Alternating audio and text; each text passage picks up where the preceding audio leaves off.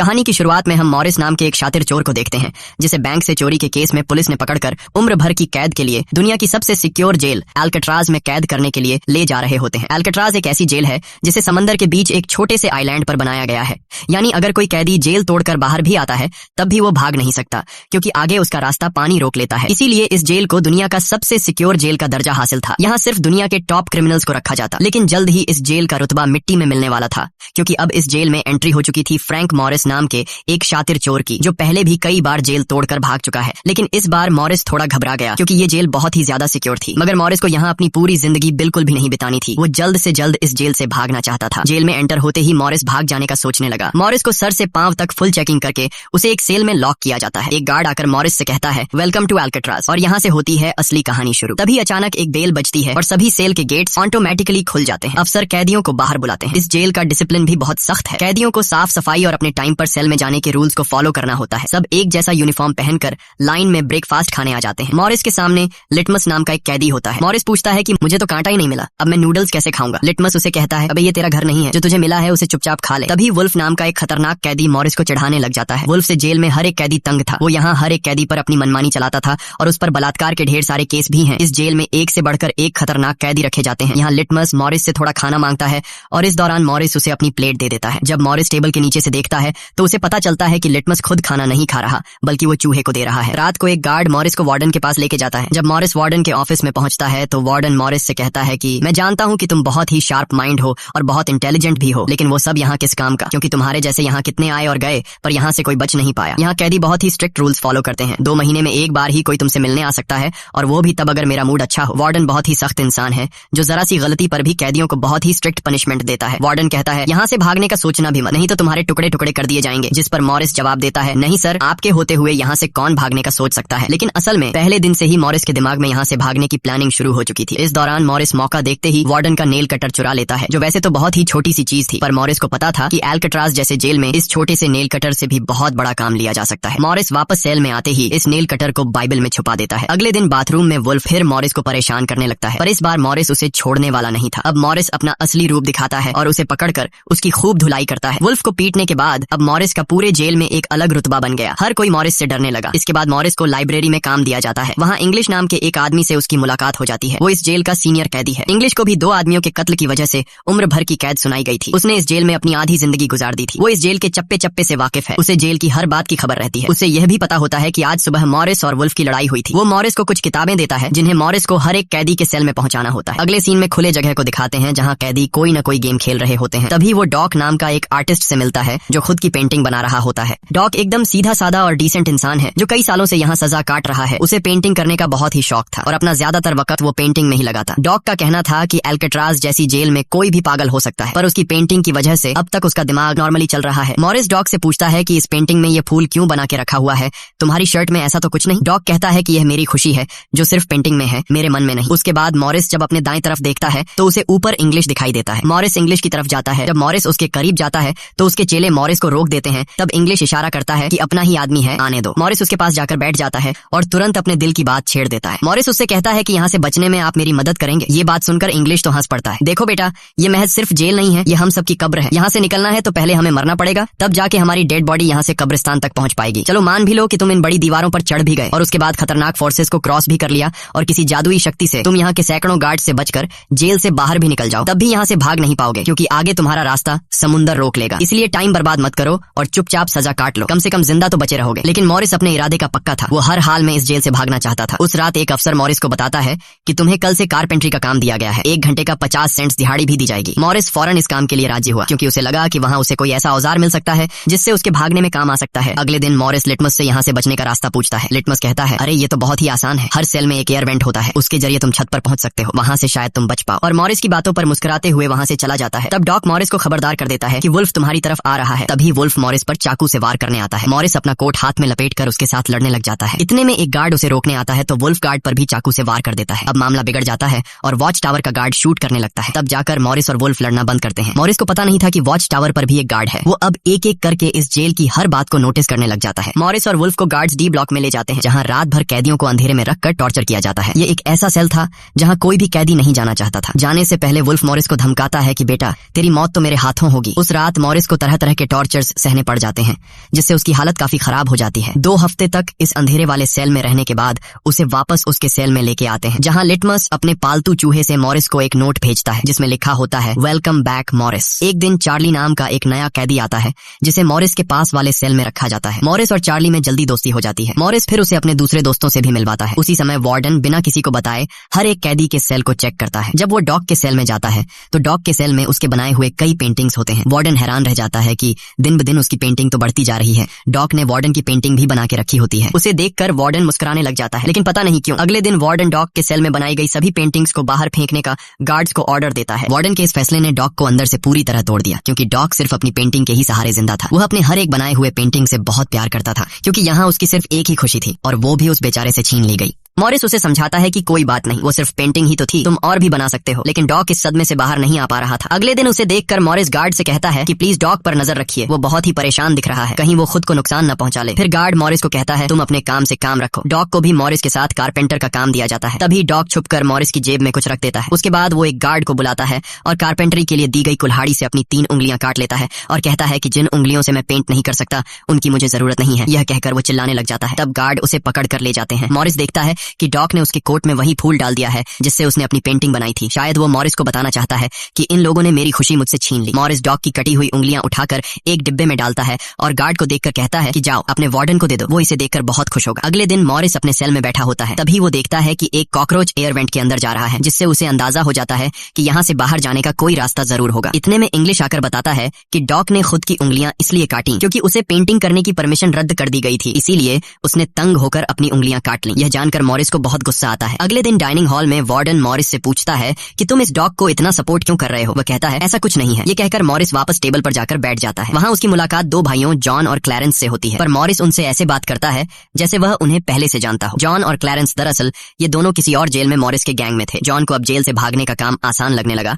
क्योंकि ये दोनों भाई मॉरिस की तरह शार्प माइंड थे और अब ये तीनों जेल से भागने की प्लानिंग करने लगे। दोपहर को चार्ली की गर्लफ्रेंड उससे मिलने आती है। दूसरी तरफ इंग्लिश की बेटी उससे मिलने आई होती है। इंग्लिश अपनी बेटी को देखते ही उसकी आंखों में आंसू आ जाते हैं, क्योंकि उसकी बेटी उसकी गैर मौजूदगी में काफी बड़ी हो चुकी थी और इंग्लिश को अपनी बेटी का बचपन न देख पाने का बहुत अफसोस था। दूसरी तरफ चार्ली को उसकी वाइफ बताती है कि तुम्हारी माँ बहुत बीमार है और डॉक्टर कहते हैं कि वह 1-2 महीनों से ज्यादा नहीं बच पाएंगे। ये बात सुनकर अब चार्ली भी अल्काट्राज से भागने का सोचने लगता है और इतने में गार्ड आकर कहता है कि बात करने का समय खत्म हो चुका है। अब चार्ली बहुत परेशान होता है। वह उस रात मॉरिस से कहता है कि अगर तुम यहाँ से भागने का प्लान बनाओ तो मुझे भी शामिल कर लेना। अगले दिन मॉरिस, चार्ली, जॉन और क्लैरेंस की मीटिंग होती है। तब मॉरिस उन्हें बताता है कि हर सेल का एयर वेंट ऊपर छत पर खुलता है और दूसरी बात ये कि ये जगह खारे पानी से भरे समुद्र के बीच है, जिसकी वजह से दीवारें कमजोर हो गई हैं। मेरे पास एक नेल कटर है और मैंने खुदाई पहले से शुरू भी कर दी है। अगर मैं थोड़ा थोड़ा करके खोदूं और एक छोटा सा टनल बनाकर छत पर पहुंच जाऊं तो इस जगह की जांच करने के बाद पता चल जाएगा कि यहाँ से कैसे भागा जा सकता है। जॉन पूछता है कि रात को अगर गार्ड्स को पता चल गया कि तुम अपने सेल में नहीं हो तो उन्हें शक नहीं होगा क्या। तभी क्लैरेंस बताता है कि इस मसले का हल मेरे पास है। वो कहता है कि यहाँ मेरे पहचान का एक बार्बर है जो कैदियों के बाल काटता है। वह हमें बाल सप्लाई कर सकता है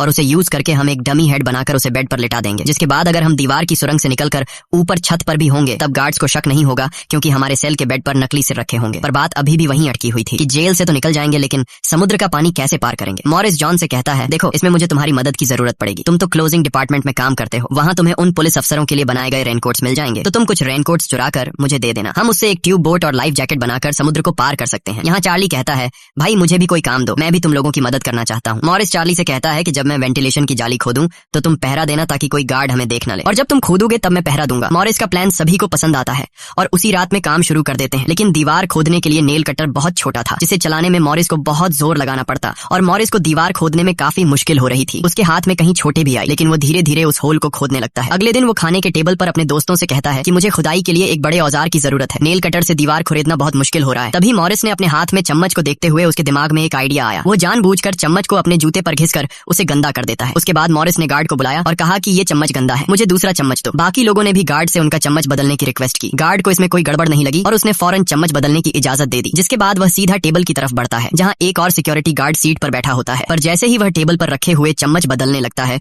तो जॉन ने वहाँ मौजूद गार्ड को बातों में उलझा लिया, जिसका फायदा उठाते हुए मॉरिस ने एक के बजाय 2 चम्मच उठा लिए और एक को जेब में छुपाकर रख दिया, जिसके बाद वह सीधा अपने सेल में चला जाता है। रात को इंग्लिश उसे बुक देने आता है तो मॉरिस पूछता है कि क्या यहाँ पर वेल्डिंग करने वाला कोई इक्विपमेंट मिलेगा। इंग्लिश समझ जाता है कि मॉरिस के सिर पर अब भी जेल से भाग निकलने का भूत सवार है। वह कहता है कि मैं मैं तुम्हें पहले भी बता चुका हूँ कि तुम्हारी कोशिश बेकार हो जाएगी, क्योंकि तुम पकड़े जाओगे और शायद अपनी जान भी गंवा दोगे। इतने सालों में मुझे कभी भागने का ख्याल नहीं आया, क्योंकि मैं जानता हूँ ये इम्पॉसिबल है, लेकिन तुम जिद्दी हो तो मैं क्या कर सकता हूँ। करो कोशिश। लेकिन मॉरिस को उसकी वार्निंग का कोई फर्क नहीं पड़ता। वह अगले दिन लिटमस से माचिस मांगता है और कहता है कि अगर आप मेरी मदद करेंगे तो मैं आपके चूहे को अपने हिस्से का खाना हर रोज दूंगा। लिटमस खुश होकर ये डील मान जाता है, क्योंकि लिटमस को चूहा बहुत पसंद था। उसी रात लिटमस मॉरिस को अपने माचिस पास कराता है। मॉरिस नेल कटर के एक हैंडल को निकालता है, जिससे वह एक छोटा सा बेलचा बनाने जा रहा होता है। फिर वह चम्मच को तोड़कर नेल कटर की हैंडल से जोड़ लेता है। फिर माचिस चलाकर दोनों को अच्छी तरह से वेल्ड करके एक नुकीला औजार तैयार कर लेता है। बस फिर क्या था, वो वेंट के चारों ओर खुदाई शुरू करता है। चार्ली पहरा देता है। अगर कोई गार्ड उस तरफ आया तो वह तुरंत सीटी मारकर मॉरिस को सिग्नल देगा, पर पहरा देते देते चार्ली की आंख लग जाती है और तभी वहां पर एक गार्ड आता है। पर खुशकिस्मती से एन वक्त पर इंग्लिश ने बीच में आकर उस गार्ड का ध्यान भटकाया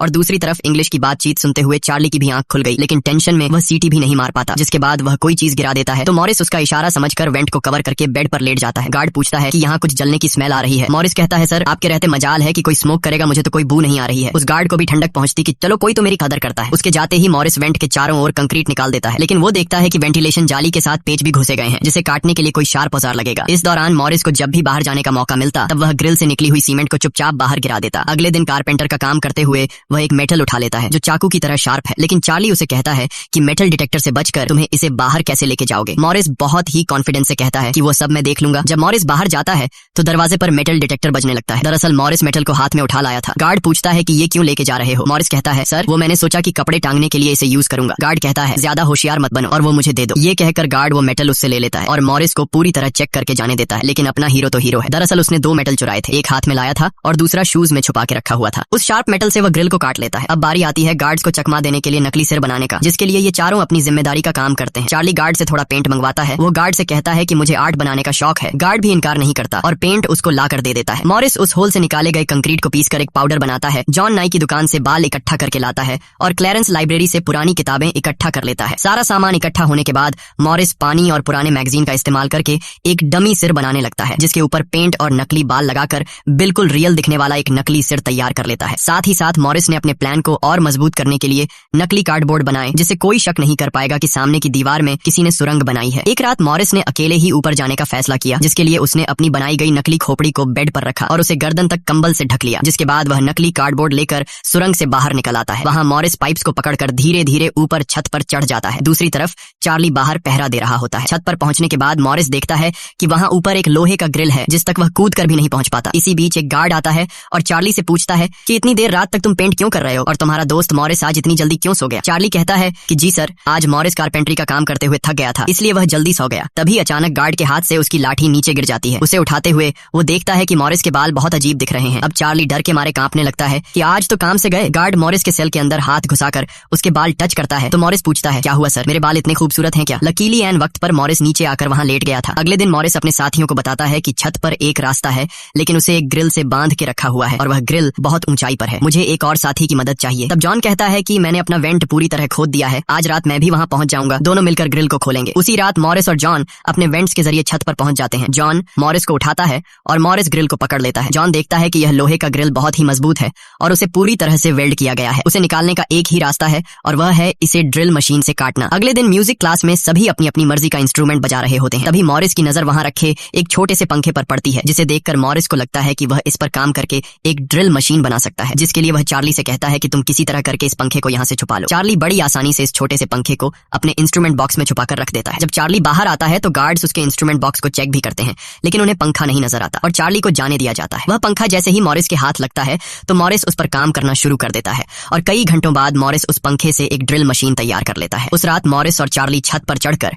उस लोहे की रोड को ड्रिल मशीन से काटने लग जाते हैं। ड्रिल मशीन की आवाज काफी तेज थी, जो कि ड्रिल की आवाज को सुनकर गार्ड्स ऊपर आने लगते हैं, लेकिन तब तक मॉरिस ग्रिल का एक रोड काट देता है और ड्रिलिंग की आवाज बंद हो जाती है। ड्रिल की आवाज बंद होने के बाद गार्ड उसे नजरअंदाज करके वापस चला जाता है। अब इन चारों ने भागने के लिए अपने सभी रास्ते खोल दिए थे, जिसके बाद वह मंगलवार की रात को दुनिया की सबसे सिक्योर जेल एल्केट्राज से भागने वाले थे, जिससे आज तक कोई भी नहीं भाग पाया था। अगले दिन फिर उनकी मीटिंग होती है और वह भी मूवी हॉल में, जहां सब मूवी देख रहे होते हैं। मूवी की आवाज के बीच मॉरिस जॉन और क्लैरेंस से पूछता है कि क्या तुम्हारा वेंट तैयार हुआ है और उन रेनकोट्स का क्या हुआ जिससे हम ट्यूब बोट्स और लाइफ जैकेट्स बनाने वाले थे। वह बताते हैं कि सब तैयार है, हमारा डमी सिर भी एकदम रेडी है, बस बच निकलने की देरी है। अगली सुबह नाश्ते के दौरान मॉरिस ने डॉग की दिए हुए फूल को टेबल पर रखा। वार्डन ने जब इस फूल को देखा तो वार्डर उनकी टेबल पर आकर वहां रखे हुए फूल को मसल देता है। ये देखकर लिटमस को बहुत गुस्सा आता है, क्योंकि ये फूल डॉग का फेवरेट था और डॉग मर चुका था। लिटमस तो गुस्से में उस पर हमला करता है कि एक तो तुमने डॉग को मार दिया और दूसरी तरफ तुम उसकी दी गई एक छोटी सी निशानी को भी नहीं छोड़ रहे हो। लेकिन जैसे ही वह वार्डन पर हमला करता है उसे अचानक हार्ट अटैक आ जाता है और वह नीचे गिर पड़ता है। मॉरिस को वार्डन पर बहुत गुस्सा आता है और चारों उसी रात बच निकलने का फैसला करते हैं। मॉरिस आधी रात का इंतजार कर रहा होता है ताकि गार्ड्स का पहरा जरा कमजोर हो जाए तो हम आसानी से बच निकल पाएंगे। तभी मॉरिस के सेल में इंग्लिश उसे कुछ बुक्स देता है तो मॉरिस कहता है कि आखिरी बार तुमसे हाथ मिलाना चाहता हूँ। इंग्लिश समझ जाता है कि मॉरिस ने यहाँ से बचने का पक्का प्लान बना लिया है। वह चुपचाप यहाँ से चला जाता है, लेकिन फिर जो होता है वह मॉरिस ने बिल्कुल भी नहीं सोचा था। वार्डन अचानक उसके सेल को चेक करने आता है, जैसे वार्डन को किसी ने उसके प्लान के बारे में बता दिया हो। मॉरिस बहुत ज्यादा घबरा जाता है क्योंकि इतने महीनों की मेहनत के बाद उसकी मेहनत पर पानी फिरने वाला था। वार्डन ने मॉरिस के सेल के हर एक कोने को चेक करने का हुक्म दिया। गार्ड मॉरिस के सेल की हर एक चीज को चेक करता है, लेकिन मॉरिस कोई आम कैदी नहीं था कि उसने कोई छोटा मोटा प्लान बनाया था, बल्कि उसने एकदम साफ और परफेक्ट प्लान बनाया था जिसे वार्डन तो क्या बल्कि वार्डन का दादा भी नहीं पकड़ सकता था। यहाँ तक कि गार्ड ने जब खास उस जगह से सूटकेस हटाया जहां मॉरिस ने सुरंग करके भागने का रास्ता बनाया था तो वहां भी मॉरिस नहीं पकड़ा गया क्योंकि उसने पहले से ही एक नकली कार्डबोर्ड बनाकर दीवार में बिल्कुल बारीकी से फिट कर लिया था। जब वहां कुछ नहीं मिलता तो वार्डन और गार्ड चले जाते हैं, लेकिन गार्ड बताता है कि मॉरिस और चार्ली रात भर बातें करते रहते हैं, मुझे तो दाल में कुछ काला लग रहा है। वार्डन कहता है ठीक है, कल तुम मॉरिस का सेल चेंज कर दो जिससे वो दोनों न साथ रहेंगे और न ही बात कर पाएंगे। अगले दिन ब्रेकफास्ट के टाइम पर वुल्फ मॉरिस को फिर धमकाता है और मॉरिस से कहता है कि आज रात तुम्हारी आखिरी रात होगी। मॉरिस अपने साथियों से कहता है कि यह गधा ठीक कह रहा है, आज रात यहाँ मेरी आखिरी रात ही होगी। लेकिन दोपहर को ही वुल्फ मॉरिस पर चाकू से वार करने जाता है, तभी इंग्लिश बीच में आकर वुल्फ को पकड़ लेता है। दरअसल इंग्लिश भी मॉरिस की मदद करना चाहता है, वह कामयाब हो या ना हो, लेकिन इंग्लिश मॉरिस के काम में मदद करना चाहता है। उस रात मॉरिस, जॉन, क्लैरेंस और चार्ली ने अपने अपने वेंट के रास्ते से निकलकर ऊपर छत पर मिलने का फैसला किया। यहाँ तो चार्ली अपने साथियों के साथ भागने के लिए राजी हो जाता है, लेकिन फिर जैसे ही वह सेल में पहुंचता है तो उसे घबराहट होने लगती है। सेल में अकेला बैठकर उसने प्लान में शामिल न होने का फैसला किया और उसके बाकी 3 साथी अपने अपने वेंट के रास्ते से निकलकर ऊपर छत तक पहुंच जाते हैं। वह तीनों काफी देर तक चार्ली का इंतजार करते हैं, लेकिन काफी टाइम गुजरने के बाद जब उन्हें लगता है कि चार्ली नहीं आएगा तो वह चार्ली को छोड़कर निकलने का फैसला कर लेते हैं। वह तीनों अपने प्लान के मुताबिक आगे बढ़ने लगे, लेकिन इधर चार्ली की आंखों के सामने उसकी आजादी का सपना दूर होता जा रहा था। वह तीनों धीरे धीरे सर्चलाइट से छुपकर भागने लगे। इस तरह से वह छुप छुप कर बिल्डिंग के एंड पर पहुंच जाते हैं। तभी सेल में बैठे चार्ली के दिल में जोश आता है और वह भी भागने का इरादा कर लेता है। वह अपने वेंट के रास्ते से निकलकर ऊपर छत तक पहुंच जाता है, लेकिन अब बहुत देर हो चुकी थी क्योंकि वह अकेला वहां ऊपर के उस दरवाजे तक नहीं पहुंच पा रहा था, यानी उसने अपनी आजादी का मौका डर की वजह से गंवा दिया। दूसरी तरफ वह तीनों छत पर पाइप से लटक कर नीचे जमीन पर आ जाते हैं और टावर में बैठे सिक्योरिटी गार्ड की नजरों से बचते हुए जेल की आखिरी दीवार तक पहुंच जाते हैं और फिर वह तीनों बारी बारी उस फेंस की दीवार पर चढ़कर जेल से बाहर निकल आते हैं। अब वह तीनों तेजी से दौड़ते हुए समंदर के किनारे आ गए। फिर वह तीनों रेनकोट को निकालकर उसमें मुंह के जरिए हवा भरने लग जाते हैं। मुंह से भरने में उन्हें काफी टाइम लग रहा था, लेकिन इसके अलावा उनके पास कोई दूसरा रास्ता नहीं था, इसीलिए वह तीनों अपनी पूरी जान लगाकर जैसे तैसे करके रेनकोट से बनी ट्यूब बोट को आखिरकार फुला देते हैं और बोट को पानी में डाल देते हैं। इस तरह से यह तीनों अल्काट्राज के रुतबे को मट्टी में मिलाते हुए भाग जाते हैं। अगली सुबह एक गार्ड हर सेल को चेक कर रहा होता है। शुरुआत में गार्ड को सब कुछ नॉर्मल दिखाई देता है, लेकिन जब वो चार्ली के पास पहुंचते हैं तो चार्ली अपने सेल में भूत की तरह खड़ा होता है और दिल ही दिल में खुद को ताने दे रहा होता है कि काश कल रात को थोड़ा सा हिम्मत जुटा लेता तो शायद बाकी लोगों के साथ बच निकल जाता। गार्ड पूछता है कि तुम्हारा दोस्त यह इतनी देर तक क्यों सो रहा है। यह कहकर वो मॉरिस के सेल में जाकर उसे आवाज देता है, लेकिन मॉरिस की तरफ से कोई जवाब नहीं मिलता तो गार्ड को गुस्सा आता है और वो सेल खोलकर उसे बालों से पकड़कर उठाने की कोशिश करता है, लेकिन जब गार्ड उसे जोर से ऊपर की तरफ खींचता है तो सिर नीचे गिर जाता है। यह देखकर गार्ड के पैरों तले जमीन ही खिसक गई क्योंकि मॉरिस अब सेल में नहीं बल्कि बाहरी दुनिया के मजे ले रहा है। बेड पर तो उसने अपना डमी हेड छोड़ दिया था, जिसके बाद पूरे अल्काट्राज में सायरन बजने लग जाते हैं। पूरे जेल में यह बात फैल गई कि जेल से कुछ कैदी भाग चुके हैं, जिसके बाद वार्डन जेल के चप्पे चप्पे में उन तीनों को ढूंढने लगता है। जब वो तीनों जेल के अंदर नहीं मिलते तो वार्डन समुद्र में एक सर्च ऑपरेशन चलाता है। वार्डन को यकीन नहीं होता कि वो तीनों बच निकल गए।